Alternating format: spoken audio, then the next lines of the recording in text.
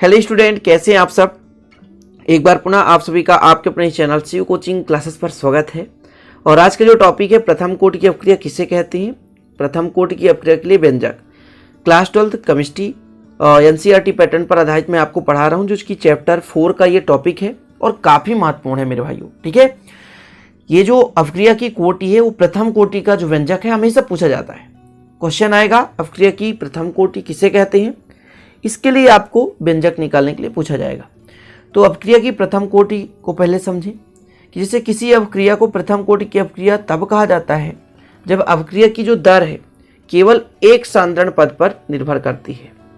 समझ रहे ना, किसी भी अपक्रिया को प्रथम कोटि की अपक्रिया तब कहा जाता है कि जब अपक्रिया का दर केवल एक सांद्रण पद पर निर्भर करती है। मतलब सांद्रण कितना होना चाहिए, एक। अभिकारक के प्रथम घात पर निर्भर करती है, यानी उसका घात कितना होगा, एक। क्योंकि सांद्रण कैसे व्यक्त करते हैं, घात के रूप में व्यक्त करते हैं। तो जब अभिकारक का घात एक होगा मतलब उसका सांद्रण एक है। यदि 0 होता तो शून्य कोटि कहलाता, यदि 2 होता तो क्या कहलाता, द्वितीय कोटि का अपक्रिया कहलाता। तो प्रथम कोटि की अपक्रिया किसे कहते हैं, किसी अपक्रिया को प्रथम कोटि की अपक्रिया तब कहा जाता है जब उसकी अपक्रिया की दर केवल एक सांद्रण पद पर निर्भर करती है। सिंपल, इतना समझ गए। चलिए यहां पर मान के चलते हैं कि कोई अभिकारक ए है जो कि उत्पाद में परिवर्तित हो रहा है। इतना तो आप देखिए, जो आसान है उसे मैं बिल्कुल समझा दूंगा, जो गणितीय व्याख्या है उसको मैं हल करा दूंगा। तो माना कोई आपके पास अभिकारक है जो कि किस में परिवर्तित हो रहा है, उत्पाद में परिवर्तित हो रहा है। किस में परिवर्तित हो रहा है, तो उत्पाद में परिवर्तित हो रहा है। तो इसको आप लिख सकते हैं कि ए आपके पास अभिकारक है जो कि उत्पाद में परिवर्तित हो रहा है। अब थोड़ा सा आगे समझें, कोई भी समय आपके साथ टी के साथ ये अपक्रिया संपन्न हो रही है, तो अपक्रिया की दर कैसे होता है, टाइम के साथ उसमें परिवर्तन। जैसे यदि मैं पदार्थ x ले लेता तो x में परिवर्तन, तो dx/dt। यदि मैं a ले लेता तो dA/dt हो जाएगा। तो समय के साथ अपक्रिया की दर परिवर्तित होती है। जैसे जैसे समय बढ़ता जाता है तो अभिकारक जो है उत्पाद में परिवर्तित होता जाता है। जैसे आप यदि ऑक्सीजन और हाइड्रोजन को मिला रहे हैं तो आपस में मिलकर के पानी बना रहा है। तो जैसे जैसे समय बढ़ता जाएगा तो वैसे वैसे वो ऑक्सीजन और हाइड्रोजन की मात्रा में कमी आएगी और पानी की मात्रा में वृद्धि होगी। क्लियर। तो जैसे जैसे समय बढ़ता जाएगा वैसे वैसे अभिकारक में कमी आती जाएगी और उत्पाद में वृद्धि होती जाएगी। इसीलिए इसको हम दर्शाते हैं कि समय के साथ अभिकारक में परिवर्तन ही अपक्रिया की दर कहलाती है। समय के साथ अभिकारक में परिवर्तन। अब यदि देखा जाए अभिकारक में तो पॉजिटिव होता है, यदि उत्पाद में परिवर्तन तो अभिकारक में जो कमी आती है इसलिए नेगेटिव दर्शाते हैं, लेकिन उत्पाद में यदि वृद्धि हो रही है तो उसे पॉजिटिव दर्शा रहे हैं। समझ रहे हैं। तो यहां पर जो आपका dA/dt है ये किससे रिलेटेड होता है, उत्पाद से। कहने का मतलब उत्पाद में परिवर्तन हो रहा है, अभिकारक से रिलेटेड है। क्योंकि अभिकारक किस में बदल रहा है, तो अभिकारक बदलता है स्टूडेंट हमेशा किस में बदलता है, तो बदलता है उत्पाद में। तो जो dA/dt प्रोपोर्शनल A है, इसका अर्थ ये निकला कि जो अपक्रिया की दर है अभिकारक के सांद्रण के प्रथम घात पर निर्भर करती है, मतलब एक सांद्रण पद पर निर्भर करती है। अब इसमें जो समानुपाती है, यदि समानुपाती को हटाते हैं तो एक नियतांक लग जाता है। तो यहाँ पर हमने के नियतांक ले लिया। dA/dt क्या बता रहा है आपको कि समय के साथ dA/dt समय के साथ अभिकारक में परिवर्तन, और जो अपक्रिया की दर है इसी को तो कहते हैं अपक्रिया की दर। अपक्रिया की दर किस पर, अभिकारक के सांद्रण पर निर्भर करती है। तो यहाँ पर एक सांद्रण पद है, ठीक है ना, एक सांद्रण पद है इसलिए एक है, और यहाँ पर जब समानुपाती हटा तो के नियतांक लग गया। अब इसके आगे यदि हम सोच के चलें कि मान के चलते हैं कि आपके पास ए अभिकारक था, इसका सांद्रण कितना था, ए। किसी समय टी पर इसका सांद्रण कितना शेष रह जाएगा, a-x। ऐसा क्यों, देखिए कोई भी अभिकारक है जिसका सांद्रण ए था, अब समय के साथ अभिकारक के सांद्रण में कमी होगी, अभिकारक के सांद्रण में कमी होगी। जैसे मैं मान के चलता हूं कि आपके पास ए था, कितना था, ए था, आपके पास ए था, थोड़ा समझने की कोशिश करें, आपके पास ए था और इसमें से एक्स जो है, इसमें से एक्स मात्रा उत्पाद में बदल गया। तो अब जो शेष भाग है वो शेष कितना है आपके पास, तो ए में x को घटा दो, मतलब प्रारंभ में सांद्रण कितना था, a था, लेकिन x जो है उत्पाद बदल गया, x मात्रा, यानी 10 में से 3 चला गया उत्पाद में, तो बचा कितना 7, तो 10 में से 3 घटाओगे आप। उसी प्रकार से a सांद्रण प्रारंभिक सांद्रण है, लेकिन x जो सांद्रण है वो कहां चला गया, उत्पाद में, तो जो शेष सांद्रण कितना बचा, a माइनस एक्स। समझ गए इतना। तो यहां पर जो लिखा है कि a मोलर सांद्रण, मतलब a का जो मोलर सांद्रण a है, कैपिटल A क्या है, अभिकारक है, अभिक्रिया में भाग लेने वाले पदार्थ है, तो a जो है उसका मोलर सांद्रण a था, लेकिन t समय पश्चात उसके सांद्रण में परिवर्तन होकर a माइनस एक्स मोलर सांद्रण हो जाता है, शेष रह जाता है। समझ रहे हैं, कहने का मतलब हमने a के जगह स्मॉल a मान लिया और परिवर्तन क्या हो रहा है, x परिवर्तन हो रहा है, ठीक है ना, मतलब a से x में परिवर्तित हो रहा है, तो इसको हम dx अपान dt के रूप में दर्शा सकते हैं। किसमें, dx अपान dt। अब dx अपान dt क्यों कह रहे हैं, क्योंकि ये dx अपान dt बता रहा है कि समय के साथ उत्पाद में कितना परिवर्तन हो रहा है। यहाँ पर जो k है तो k हो जाएगा, और जो a का सांद्रण है कितना रह गया, तो a माइनस एक्स, तो a माइनस एक्स, मतलब हमने यहाँ से पूरा चेंज ही कर दिया। a के जगह हमने क्या कर दिया कि a जो है अब किस में बदल रहा है, उत्पाद में बदल रहा है, उत्पाद में बदल रहा है, इसलिए हम dx अपान dt कर दिए। और हमेशा जो उत्पाद होता है वो धनात्मक होता है, ठीक है ना, उत्पाद हमेशा धनात्मक होता है, इतना आपको ध्यान में रखना है, इसलिए हम यहाँ पर प्लस लेकर चल रहे हैं, अन्यथा माइनस भी ले सकते थे। अब स्टूडेंट इस dt को इधर पक्षांतर कर दें तो गुणा में हो जाएगा, a माइनस एक्स यहाँ पे गुणा में है, इधर आएगा तो भाग में हो जाएगा, तो ये अपन ने कर दिया, ठीक है ना। तो a माइनस एक्स को पक्षांतर कर दी, यहाँ पर a माइनस एक्स हो गया, dt को पक्षांतर कर दी, इधर गुणा में हो गया ये dt। अब दोनों पक्षों में समाकलन, तो समाकलन का चिन्ह होता है ये समाकलन का चिन्ह है, ठीक है ना, दोनों पक्षों में समाकलन कर दिए।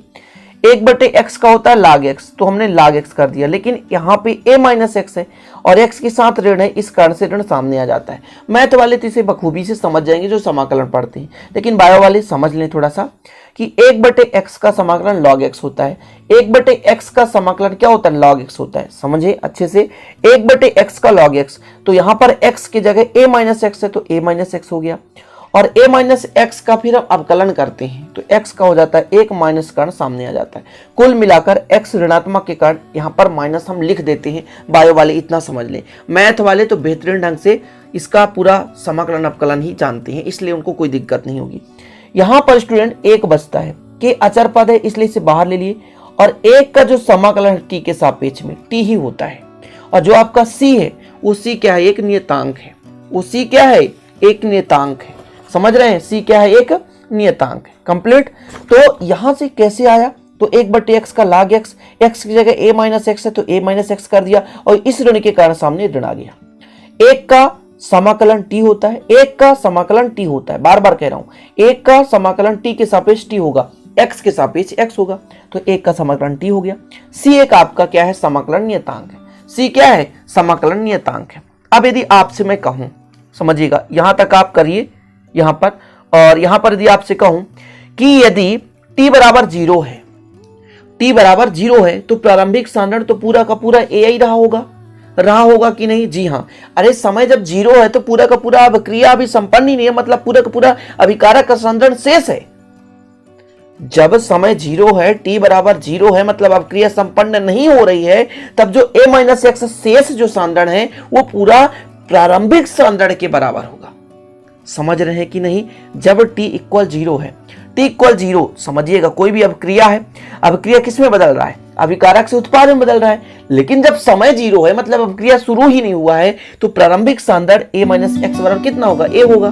सिंपल है, तो अपन क्या कर देते हैं, समीकरण 1 में मान रख देते हैं, तो मान रखिए समीकरण 1 में, तो यहां पर माइनस लॉग है, ठीक है ना, a माइनस एक्स को मैंने क्या कहा, a रहेगा, a माइनस एक्स बचा हुआ सांद्रण था, लेकिन जब अभिक्रिया संपन्न ही नहीं हो रही है तब कितना होगा, तब तो 0 होगा, कोई बात नहीं। Equal k into 0 plus c, तो मैं यदि आपसे कहूं c इक्वल कितना आएगा, c इक्वल तो माइनस लॉग a, इतना हो गया। c का मान आया आपके पास, पुनः c का मान समीकरण 1 में रख दो, इसी में रखते हैं, ठीक है ना, c का मान समीकरण 1 में रखने पर c का मान समीकरण 1 में रखने पर रख दीजिए। यहाँ पर कितना है, माइनस लॉग ए माइनस एक्स, माइनस लॉग ए माइनस एक्स बराबर के टी प्लस सी माइनस लॉग ए। अब इधर ये माइनस में इधर जाकर प्लस में हो जाएगा, या तो आप ऐसा करें ये माइनस में इधर लाके प्लस कर दो, कितना हो जाएगा लॉग ए माइनस लॉग ए माइनस एक्स। बेस में ही रहता है, कोई दिक्कत नहीं, हर जगह बेस कर सकते हो, हर जगह बेस कर सकते हो, जहां भी लागे वहां पे बेस कर सकते हो, बराबर के टी। क्लियर। अब इसका लॉग प्रॉपर्टी लगा दो तो कितना हो जाता है log M minus log N, तो लॉग होता है एम बटे एन, मतलब ए बटे ए माइनस एक्स के बेस में ई। इसको अपन कर देते हैं के टी। अब यहां से मैं यदि आपसे कहूं कि के टी इधर ले आओ तो के टी इक्वल कितना होगा लॉग ए बटे ए माइनस एक्स होगा, ये माइनस में। इतना क्लियर स्टूडेंट, इतना समझ गए।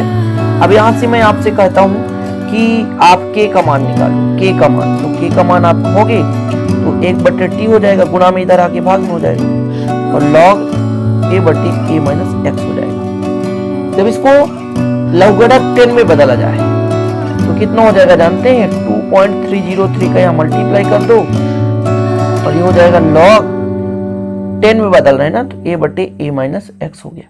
तो e को जब हम 10 में बदल दें तो यहाँ पे 2.303 का मल्टीप्लाई हो जाता है। तो ये हो गया आपका प्रथम कोटि का अपक्रिया। इतना क्लियर हो गया, इतना तो आपसे बन जाएगा।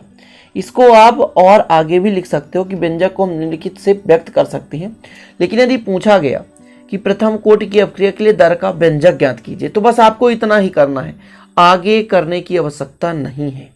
आगे यदि करना चाहते तो आगे आप कर सकते हो, ठीक है। यहाँ से एक फॉर्मेट होता है, एक फार्मूला होता है, मैं आपको बता देता हूँ, यहाँ से कहता हूँ। एक फार्मूला होता है, यदि लॉग आपके पास ई एक्स बराबर ए है तो इसका एक फॉर्मेट होता है फार्मूले का कि ई के पावर ए कर देते, ई के पावर ए कर देते बराबर एक्स कर देते। समझ रहे हैं। तो यहाँ पर जो आपका दिख रहा है कि ई के पावर, जैसे यहाँ पर देखिए ई है बेस में और ये पूरा एक्स है, तो जब ई की पावर एक्स था तो ई की पावर ए हो गया, मतलब ई की पावर के टी हो जाएगा। ई की पावर के टी सिर्फ समझा रहा हूँ, बराबर में हो जाता ए बटे ए माइनस एक्स। समझ रहे हैं। तो यदि मैं इसको इधर ले जाता, इसको इधर ले जाता तो ये नीचे आ जाता, तो ए माइनस एक्स इक्वल ए बटे ई की पावर के टी हो जाता। इसको आगे लिख सकता हूँ ए इंटू ई की पावर माइनस के टी। तो इसको इस प्रकार से भी व्यक्त कर सकते थे, ए माइनस एक्स बराबर ए ई की पावर माइनस के टी। अब ये आपको नहीं करना है कुछ भी, ये एक्स्ट्रा है, एक्स्ट्रा है, ठीक है। तो आपको यहीं तक करना है। तो मैं आगे भी बता दिया, आपके बुक्स में ऐसा रहता है इसलिए। तो आशा करता हूँ स्टूडेंट ये आपको समझ में आ गया होगा। थोड़ा सा कैलकुलेशन जहां करना था वो मैंने कैलकुलेशन करके भी बता दिया। ये चीज़ें आपको ध्यान रखना है कि ये कहाँ कहाँ से आ गया भैया। अभी कारक है, उत्पाद में बदल रहा है, इसलिए हम कह सकते हैं कि ए में परिवर्तन तो समय के साथ परिवर्तन होगा, तो डी अपॉन डी टी कर दिए। तो ये वीडियो यदि पसंद आए तो प्लीज़ लाइक कर देना और कमेंट किया करो मेरे भाइयों, प्लीज़ मेरे भाई प्लीज़ कमेंट किया करो, क्योंकि आपका कमेंट हमें प्यार देता है। आपकी एक छोटी सी कमेंट पता नहीं हमें कितना खुशी दे जाता है, ठीक है। तो इसलिए प्लीज़ कमेंट कर दिया करो ताकि हमें भी मनोबल में थोड़ा सा वृद्धि हो और ताकि हम और ऐसी वीडियो बनाते रहें। तो चलते हैं स्टूडेंट, मिलते हैं अगले वीडियो में, तब तक के लिए जय हिंद, वंदे मातरम।